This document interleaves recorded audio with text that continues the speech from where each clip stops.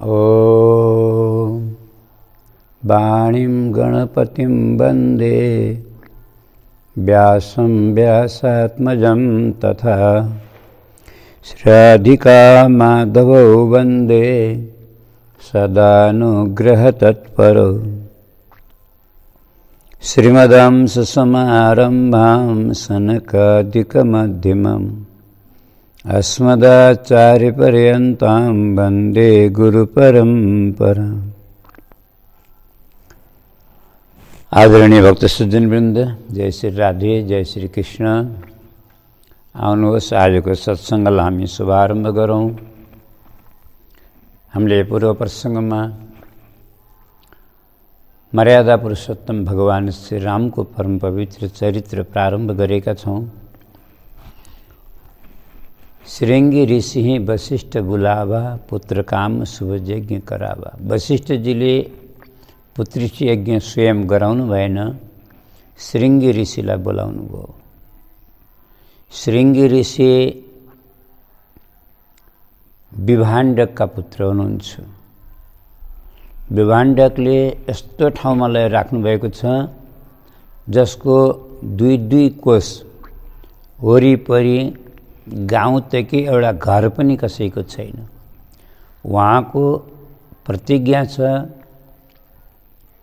ऋषिशृङ्गलाई, श्रृंगी यहाँ एउटा भ्रम हुन्छ कसैलाई भनिदेऊ। भागवतमा दुईटा श्रृंगीको कथा आउँछ। एउटा राजा परीक्षितलाई श्राप दिनेवाला ऋषिको नाम पनि श्रृंगी थियो। और यहाँ तुलसीदासजीले श्रृंगी ऋषि वशिष्ठ बुलावा भन्नुभयो। त्यसो गर्दा दुईटा श्रृंगीको चर्चा हुन्छ। हामीले स्पष्ट बुझौँ। राजा परीक्षितलाई श्राप दिने श्रृंगी सम्मिकका पुत्र श्रृंगी हुनुहुन्छ। पर यो यहाँ दशरथजीको पुत्रेष्ठ यज्ञ गराउनेवाला श्रृंगीको पुरा नाम श्रृंगी होइन, ऋष्यशृङ्ग हो। ऋष्यशृङ्ग हो। अनि यहाँको आश्रम हाम्रै नेपालको गुल्मी जिल्लाको रेसुङ्गा भन्ने ठाउँमा आश्रम ऋष्यशृङ्गाश्रम भन्दा भन्दै अपभ्रंश भएर नै रेसुङ्गा भएको हो। अब त्यहाँ जस्तो कथा आउँछ त्यहाँको भूगोल बनावट त्यो सबै कुरा मिल्छ। हुनसक्छ त्यही रुद्रगङ्गामा, जो रुद्रतालबाट आएको रुद्रगङ्गामा स्नान गर्दा होला, अप्सरालाई देखेर उहाँको वीर्य तेज स्खलित भएको थियो। एउटा मृगले पान गरेर बालक जन्मेको हुनाले ऋष्यशृङ्ग नाम भयो। त्यही भएर उहाँले प्रतिज्ञा गर्नुभयो, मैले एउटी अप्सराको सङ्गतले दर्शनले गर्दा मेरो तेज नष्ट भयो, ब्रह्मचर्य व्रत भङ्ग भयो, मेरो वीर्य स्खलित भयो। म त्यही भएर आफ्नो पुत्रलाई स्त्रीको मुख नदेख्ने ठाउँमा ल्याएर राख्छु भनेर त्यो रेसुङ्गा भन्ने ठाउँमा ल्याए। आज पनि त्यसको वरिपरि अझै पनि 2-4 किलोमिटर वरिपरि गाउँघर छैनन्। दिउँसोमा आफू जाने गाउँमा भिक्षा आदि गर्ने र बालकको पालन पोषण सबै अध्ययन स्वाध्याय पाठ पूजा सबै आश्रममा गराउने उहाँले स्वयं गर्नुहुन्थ्यो। अब उहाँ कसरी आउनु हो भन्ने कुरा यो फेरि अलग कथा छ। एक बार के भयो भन्दा रोमपाद राजाको राज्यमा 12 वर्ष तक पानी परेन, अनावृष्टि भयो। त्यसले गर्दा दुर्भिक्ष भयो, अकाल पर्यो। ज्योतिषीहरूलाई सोद्धाखेरि ज्योतिषीहरूले के भने ऋष्यशृङ्गलाई ल्याएर यहाँ यज्ञ गरेपछि पानी पर्छ भन्ने कुरा भयो। अब रोमपाद राजा चन्द्रवंशी राजा हुन्, दशरथका समकालिक हुन् र अनन्य मित्र हुन्। बल्कि रोमपाद भन्दा दशरथ उत्तरवर्ती हुनपर्छ, पूर्ववर्ती हुनपर्छ रोमपाद। किनकि दशरथ राजाले तिनटी रानी थिए, कौशल्यबाट जन्मेकी शान्ता नामकी कन्या रोमपादलाई दिएका छन् दत्तक पुत्रीको रूपमा। उनलाई यो आशा छ मेरा त तिनटी रानी छन्, पक्कै पनि अरू सन्तान होलान् भन्ने आशाले होइन विश्वासले नै आफ्नी कन्या मित्र राजा चन्द्रवंशी रोमपादलाई दिए। अन्यथा कसैले पनि पहिलो सन्तान अर्कालाई दिँदैन। यसले गर्दा सिद्ध हुन्छ, एक त अभिन्न मित्र थिए, दोस्रो उमेर ढलिसकेको छ, होलान् भन्ने आशा छैन, आफूलाई त तिनटी रानी छन् पक्कै होलान् भन्ने विश्वास छ, दिएका थिए। त्यही भएर शान्ता कन्या रोमपाद राजाका। अब कसरी ल्याउने कुरा बुझ्दाखेरि त विभाण्डक ऋषिसँग याचना गरेर त मागेर ल्याउन सक्ने सम्भावना छैन। त्यही भएर रोमपाद राजाले केही वराङ्गनाहरूलाई खटाए लिएर आउनको लागि। जसरी हुन्छ प्रलोभन दिएर हुन्छ, हावभाव कटाक्ष देखाएर हुन्छ, जसरी हुन्छ लिएर आउने। ती स्त्रीहरू गए। दिउँसोमा विभाण्डक ऋषि गाउँमा गएको हुनुहुन्थ्यो। मौका अवसर पाएर ती स्त्रीहरूले, अप्सराहरूले, वराङ्गनाहरूले धेरै आयास प्रयास गरे, ऋष्यशृङ्गलाई प्रलोभन दिए, हावभाव कटाक्षहरू देखाए। उहाँलाई त स्त्री सम्बन्धी, स्त्री विषय ज्ञानै छैन, उहाँलाई स्त्री हुन् भन्ने पनि थाहा छैन।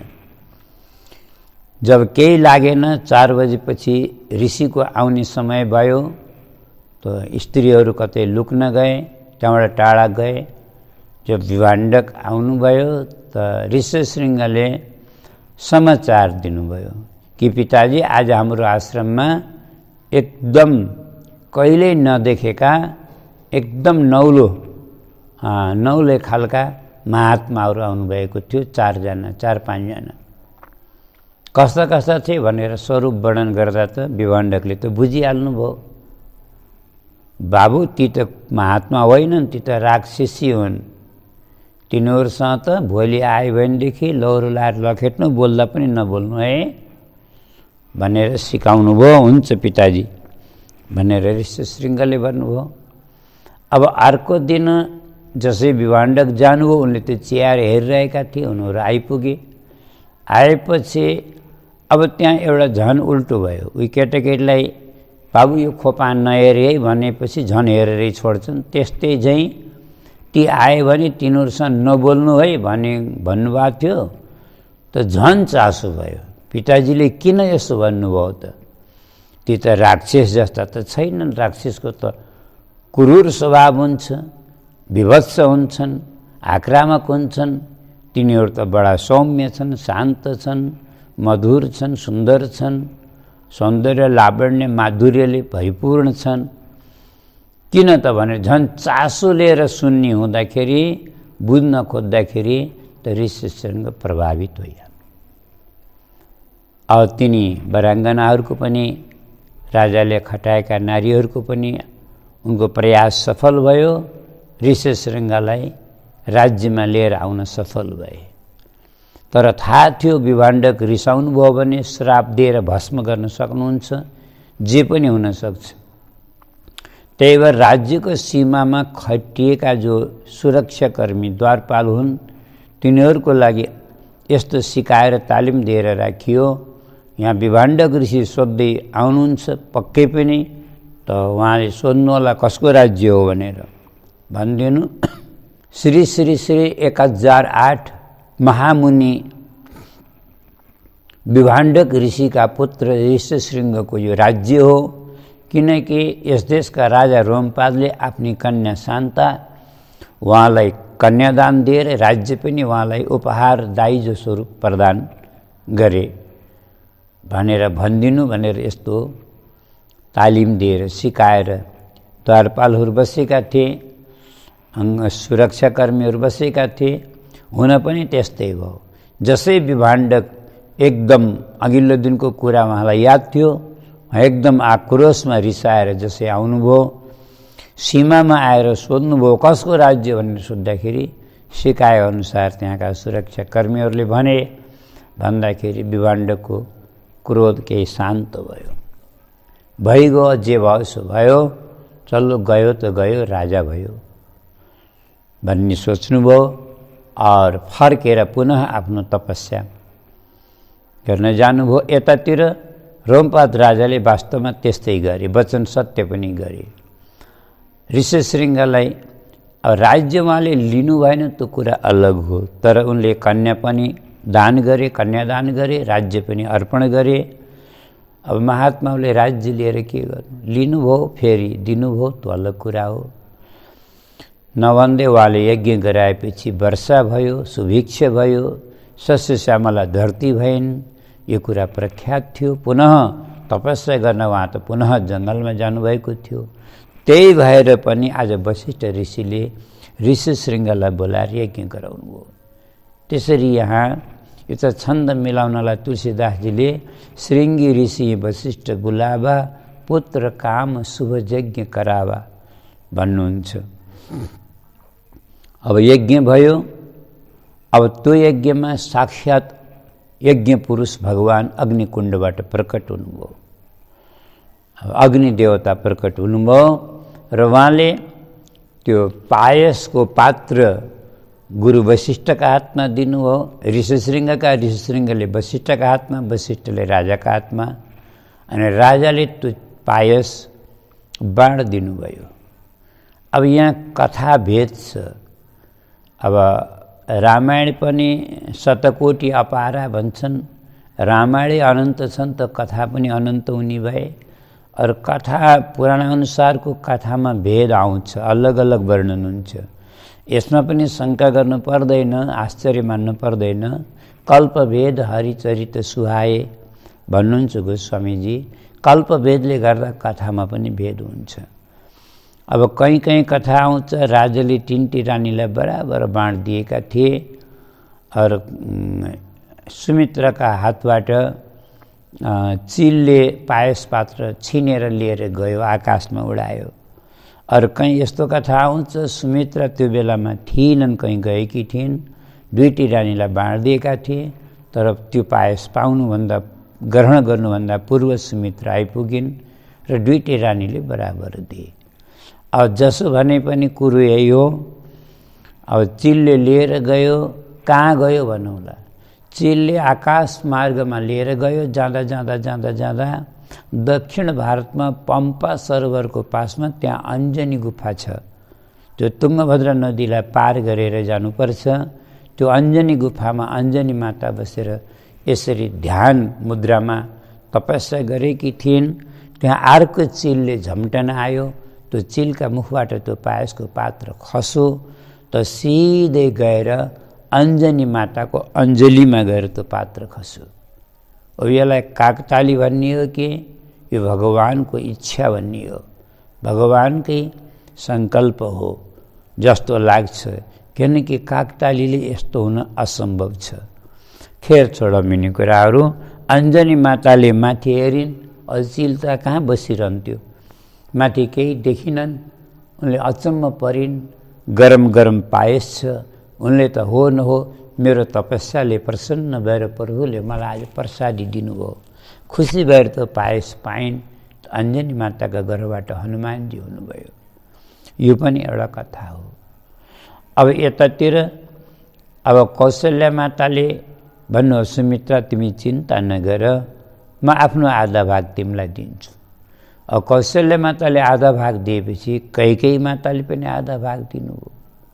त्यही भएर सुमित्राका दुईटा भए, कौशल्या माताका एक, कैकेयी माताको एक। सुमित्राको अब कौशल्याका भागबाट कौशल्यले जो आधा भाग दिएकी थिइन् त्यो भागबाट जन्मेका लक्ष्मणलालजी, त्यही भएर लक्ष्मणजी रामजीकै साथमा प्राय रहनुहुन्छ।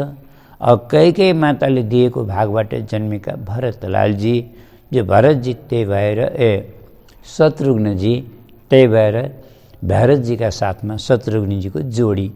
हुन त चार भाइमा रत्तिभर अन्तर छैन, बराबर। भ्रातृ प्रेम यदि हेर्न छ भने भगवान रामको कथा हेर्नुपर्छ। अत्यन्त भ्रातृ प्रेम छ। चार भाइमा कोही फरक छैन, रत्तिभर भेदभाव छैन। सब एकदम शुद्ध हृदय, दाजुले भाइलाई माया गर्ने, भाइले दाजुलाई आदर गर्ने, लोभ लालच रहित, स्वार्थ कपट रहित यस्तो भ्रातृ प्रेम संसारमा देख्न कहीँ पाइँदैन। साँच्चै भन्ने हो भने रामजीको कथा नसुनेका मान्छे पूर्ण रूपेण त्यो मानवता नै आउँदैन मान्छेमा, मनुष्यमा मनुष्यता आउँदैन, मानवता आउँदैन, कहीँ न कहीँ दानवताको अंश रहन्छ। त्यही भएर यो जीवनलाई परिष्कार गर्ने, परिष्कृत गर्ने, शुद्ध बनाउने दाजुको कर्तव्य के हो, भाइको कर्तव्य के हो, पुत्रको कर्तव्य के हो, मातापिताको दायित्व के हो, पति पत्नीको दायित्व के हो, यदि साँच्चै बुझेर आफ्नो गृहस्थ जीवनलाई स्वर्ग बनाउनु छ भने रामजीको कथा मान्छेले पढ्नै पर्छ, आवश्यक पढ्न पर्छ। किनकि भगवान श्रीराम मर्यादा पुरुषोत्तम हुनुहुन्छ। रामजी अब चार भाइको प्राकट्य भयो, मानव चतुर्विध पुरुषार्थको प्राकट्य भयो। साक्षात मोक्षाधिष्ठात्री परत्व भगवान श्रीराम हुनुहुन्छ। यति मात्रै नभएर मोक्षका साथसाथमा प्रेमाधिष्ठात्री परत्व, पञ्चम पुरुषार्थ प्रेम तत्त्वका अधिष्ठात्री परत्व पनि भगवान श्रीराम, और कामाधिष्ठात्री परत्व लक्ष्मणलाल जी, धर्माधिष्ठात्री परत्व भरतलाल जी र अर्थाधिष्ठात्री परत्व शत्रुघ्न जी हुनुहुन्छ। शत्रुघ्न जी अर्थाधिष्ठात्री परत्व। यहाँ हामी बुझौँ है, अर्थ भनेको धन, जस्तै कसैका पासमा करोडौँ छ, अर्बौँ छ, तर पैसा मसँग करोडौँ रुपियाँ छ, अर्बौँ रुपियाँ छ भनेर घमण्ड गर्न पर्दैन। पैसाले भगवान किनेर पाइँदैनन्, पैसाले मान्छे भगवानका पास पुग्न सक्दैन। बरु पैसाले मान्छे नरकमा जान सक्छ, बरु पतन हुन सक्छ। पैसाले अभिमान आउन सक्छ, अभिमानले अनर्थ गर्न सक्छ। पैसाको बलले यदि कसैले परमात्मालाई प्राप्त गर्छु भन्छ भने त्यो त्यसको मात्र अज्ञान, मूर्खता हो या अभिमान हो। पैसा साधन हो, पैसा यदि सही सदुपयोग हुन्छ, पैसा यदि धर्ममा लाग्छ, पैसाले यदि धर्मलाई अघि लगाउँछ भने यो पैसाले मान्छेलाई भगवानको पास पुर्याउँछ। तर डाइरेक्ट पुर्याउँदैन, प्रत्यक्ष पुर्याउँदैन, अप्रत्यक्षमा पुर्याउँछ, धर्मको माध्यमले पुर्याउँछ। त्यही भएर शत्रुघ्नजी भगवान रामको पासमा सिधै डाइरेक्ट जानुहुन्न, भरतजीलाई अघि ल्याएर जानुहुन्छ। किनकि भरत धर्माधिष्ठात्री परत्व, अर्थ धर्मलाई अघि लगाएर परमात्माको पासमा जान्छ। और कामको रामका साथ डाइरेक्ट सम्बन्ध हुन्छ।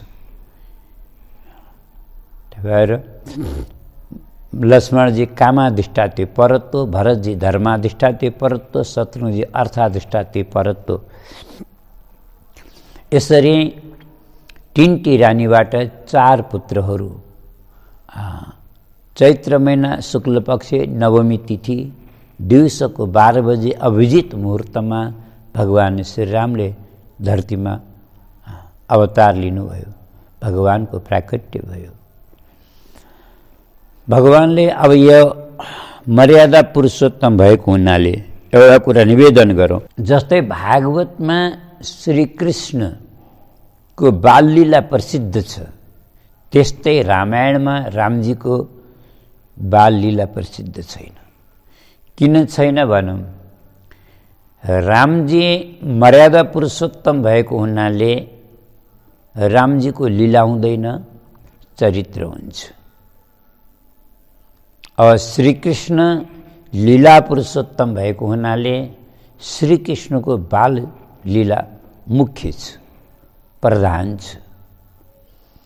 अब मर्यादा त बालकको हुँदैन, बालकको के मर्यादा हुन्छ, बालकको मर्यादा हुँदैन।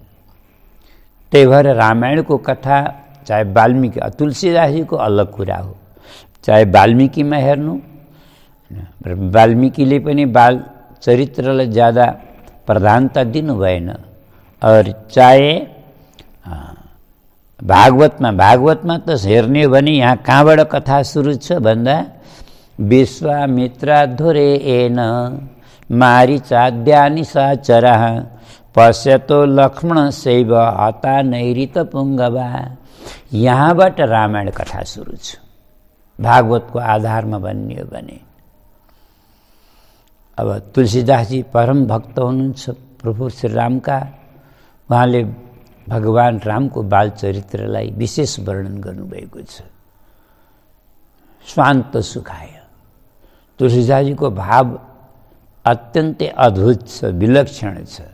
रामायण त धेरै विद्वानले लेखे, धेरै कविहरूले लेखे, धेरै सन्त महात्माहरूले लेखे, पर उद्देश्य सबैको भिन्न भिन्न हुन्छ, अलग अलग। हाम्रो नेपाली भाषामा पनि एउटा रामायण छ। थोरै धेरै त धेरैले लेखे होलान्, परन्तु सम्पूर्ण रामायण, प्रचलित रामायण, घर घरमा भएको रामायण भानुभक्त रामायण हो। हामी सबैले जानेको कुरा हैन। भानुभक्तजीलाई पनि कसैले सोधो, हजुरले रामायण किन लेख्नुभयो? धन कमाउन, नाम कमाउन, यश कमाउन किन लेख्नुभयो? त भानुभक्तजीले आफ्नो रामायण लेख्नुको कारण बताउनुभयो। एउटा घसेनीको दृष्टान्त दिनुभयो। गरिब घाँस काटेर उदरपूर्ति गर्थी, बालबच्चा पाल्थी, त्यस्तै गरिब थिए। त्यसले घाँसको एउटा भारीमाथि अर्को भारी बोकेर घाँस बेच्न जान्थे। सोध्नु भएछ भानुभक्तजीले, यस्तो दुःख किन गरेको? भारीमाथि भारी यो के हो यो भन्दाखेरि, के गरौँ गुरुजी, एउटा भारी त पेट पाल्नलाई बोक्नै पर्यो। हामी गरिब छौँ, दान पुण्य गर्ने धर्म छैन, त्यही भएर एउटा भारी बेचेर 2 पैसा कमाएर बचाएर एउटा धर्मशाला, एउटा पार्टी पौवा बनाउँला भन्ने आशाले हो। भानुभक्तिलाई एकदम धक्का लाग्यो, झसङ्ग हुनुभयो। हेर त, यो गरिब घसेनीको पनि यति उच्च विचार छ। म भानुभक्त धनी भइकन आज यस्तो मेरो मनमा धर्म कर्म गर्ने विचार पनि आएन भनेदेखि म पनि केही गर्छु। के गरौँ त भन्दा रामायण लेख्छु, रामजीको चरित्र लेख्छु भनेर उहाँले रामायण लेख्नुभयो। ठिक छ, धर्म पनि भयो, यश पनि भयो, सबै कुरा भयो। उद्देश्य हो, बहुत राम्रो हो, यो पनि राम्रो। तर तुलसीदासजीको अझै अलग छ, भिन्न छ। तुलसीदासजीलाई पनि कसैले सोध्यो, तुलसीदासजी हजुरले रामायण किन लेख्नु? नाम कमाउन कि धन कमाउन, यश कमाउन, कीर्ति कमाउन किन लेख्नुभयो? त तुलसीदासजी भन्नुहुन्छ, नै, न त मैले धन कमाउन हो, न त मैले नाम कमाउन हो, न मलाई कीर्ति इज्जत चाहिएको छ। म त केवल शान्त सुखाय तुलसी रघुनाथ गाथा। वाह, स्वान्त सुखाय, विलक्षण उत्तर। यसको मनन चिन्तन आफै गरौँ। सायद त्यही भएर होला तुलसीदासजीले रामजीको पनि दर्शन पाउनु हो, विश्वनाथ भगवानको पनि दर्शन पाउनु हो, हनुमानजीको त झन् अद्भुत दर्शन मात्रै होइन, प्रत्यक्ष पग पगमा कृपा प्राप्त गर्नु हो। रामायण लेख्दा जहाँ जहाँ अट्कनुहुन्छ त्यहाँ त्यहाँ हनुमानजीले सहायता गर्नुहुन्छ। अद्भुत छ, विलक्षण छ। त्यही भएर उहाँले रामजीको बाल चरित्रलाई पनि खुब प्रधानता दिनुभयो। बाल चरित हरि बहुविधि किन्न, अति आनन्द दासन कर दिन्न। आफ्ना माता पितालाई अत्यन्त आनन्द दिनुभयो रामजीले पनि बाल चरित्र, बाल लीला गरेर। बालकको त लीला नै भन्नु पर्यो, चरित्र। अझ चरित्रमा र लीलामा के फरक छ यो पनि निवेदन गरौँ है। चरित्र भनेको आचरण गर्ने योग्य चरित्र हुन्छ। लीला भनेको लियते वासना यस्मिन् सा लीला, जसमा श्रवण और कीर्तन और दर्शन मात्र गर्ने र गरेर जसका वासनाहरू सम्पूर्ण त्यसमा लीन हुन्छन्, अन्तस्करण शुद्ध र पवित्र हुन्छ, त्यसलाई लीला भनिन्छ। त त श्रीकृष्णको त लीला हो, लीलै लीला हो। पछि यसको व्याख्या गरौँला। आउनुहोस्, अब रामजी पनि सानै उमेरमा सबै बाललीलाहरू गरेर मातापितालाई आनन्द दिनुभयो, प्रफुल्लित गर्नुभयो। त्यसपछि गुरु गृह पढन गए रघुराई, अल्पकाल विद्या सब आई। अब गुरु गृह पढन गए रघुराई, पढ्नको लागि गुरुकुलमा जानुभयो। अब भगवानको लागि पढ्ने की जरुरत छ? तर के पनि यो एउटा मर्यादा हो, लोक शिक्षा हो। जति ठुलो उच्च कुलमा जन्मे पनि, चाहे राजा महाराजा भए पनि पढ्न त पर्छ। अब पढ्ने पनि दुईटा तरिका हुन्छन्। एउटा त धनाभिमानी जो राजा महाराजा हुन्छन्, सेठ साहुकार हुन्छन्, तिनीहरूले घरैमा टिचरलाई, अध्यापकलाई, गुरुलाई बोलाएर पैसा दिएर पढ्छन्। विद्या त तिनीहरूले पनि प्राप्त गर्छन्। तर एउटा विद्या, जति ठुलो राजा महाराजा भए पनि गुरुका आश्रममा गएर आफ्नो बडप्पना बिर्सेर म धनी हुँ, साहुकार हुँ, जमिदार हुँ, राजा महाराजा हुँ, ये सब बिर्सेर गुरुकुलमा कोही ठुलो सानो हुँदैन। चाहे गरिबको बच्चा होस्, चाहे अमीरको बच्चा होस्, सब बराबर हो, एउटै हो, एउटै संज्ञा विद्यार्थी हो। विद्यार्थी कहिले ठुलो सानो हुँदैन। अगर विद्यार्थीमा ठुलो और सानाको भेद आयो भने याद राख्नुहोला, त्यो विद्या फलीभूत हुँदैन, त्यो विद्याले कल्याण गर्दैन। जहाँ सुरुमै अहंकार छ भने त्यो विद्याले के कल्याण गर्ला? विद्या त त्यस्तो हुनुपर्छ, विद्या ददाति विनयम, विनय प्राप्त होस्। विद्याले विनय यो तब हुन्छ जब हामीले आफ्नो अहंकारलाई आफ्नो घरमा छोडेर गुरुकुलमा गएर गाईको सेवा, गुरुको सेवा, आश्रमको सेवा गरेर विनम्र भएर गुरुलाई साँझ बिहान ढोगेर श्रद्धापूर्वक। पहिला सब राजा महाराजाहरू गुरुकुलमा गएर यसरी नै विद्या पढ्थे। बल्ल तिनीहरूको विद्या फलीभूत हुन्थ्यो, कल्याणकारी हुन्थ्यो, अन्त्यमा मुक्ति प्राप्त हुन्थ्यो। र आजभोलिको विद्यामा कति विकार आएको छ, विकृतिहरू आएका छ। त्यही भएर विद्याले उदरपूर्तिको साधन त भएको छ, अहंकारको माध्यम त भएको छ, पैसा कमाउनको लागि माध्यम त भएको छ, परन्तु मुक्तिको साधन हुन सकेन, कल्याणको माध्यम हुन सकेन। किनकि विद्या गुरु शुश्रूषया विद्या, गुरुको सेवा गरेर जो विद्या प्राप्त हुन्छ बस त्यो विद्या नै विद्या हो। अरू विद्या त केवल अहंकारको जननी हो। तेरे भगवान राम पनि गुरु गृह पढन गए रघुराई, जानुभयो। अल्पकाल सब विद्या, थोरै समयमा धेरै विद्या, सम्पूर्ण विद्या पारङ्गत भएर आउनुभयो। जसै आइपुग्नु भएको थियो यो विश्वामित्र धोरे हेर्न विश्वामित्रजी लिन भनेर आउनुभयो। विश्वामित्रजी बिहारको बक्सर भन्ने ठाउँमा, आजभोलि जहाँ बक्सर भन्छन्, त्यो पनि जनकपुरको नजिकै पर्छ। बक्सर भन्ने ठाउँमा यज्ञ गर्नुहुन्थ्यो विश्वामित्रजीले। बक्सर भन्ने ठाउँमा त्यहाँ राक्षसहरूले विघ्न गर्थे, विशेष गरेर ताडका राक्षसी, मारीचहरू, सुबाहु, यी सब त्यहाँ राक्षस रहन्थे। विश्वामित्र राजर्षि हुनुहुन्छ, उहाँसँग शक्ति और सामर्थ्य त कल्पनातीत छ। उहाँले चाह्यो भने एक चुल्लु जल हातमा उठाएर श्राप दिएर भस्म गर्न सक्ने शक्ति छ उहाँसँग, परन्तु त्यस्तो गर्न चाहनुहुन्न। विश्वामित्रले पनि धेरै हन्डर खानु भएको छ, लाखौं करोडौं वर्ष तपस्या गर्नुभएको छ राजर्षिबाट ब्रह्मर्षि बन्नको लागि। उहाँको तपस्यामा धेरै विघ्न बाधा आएका छन्। हामीले पूर्व प्रसङ्गमा कथा सुनेका छौँ, त्रिशङ्कुलाई सशरीर स्वर्ग पठाउँदाखेरि उहाँको हजारौं वर्षको तपस्या खर्च भएको छ। यस्ता काम गर्नुभएको छ। एक बार मेनका अप्सरा आए यिनको यहाँको तपस्या भङ्ग गरेकी छन्। शकुन्तलाको जन्म भएको छ। अब अहिले पछि प्रसङ्ग आउँछ। बारबार विघ्न भइरहेको छ।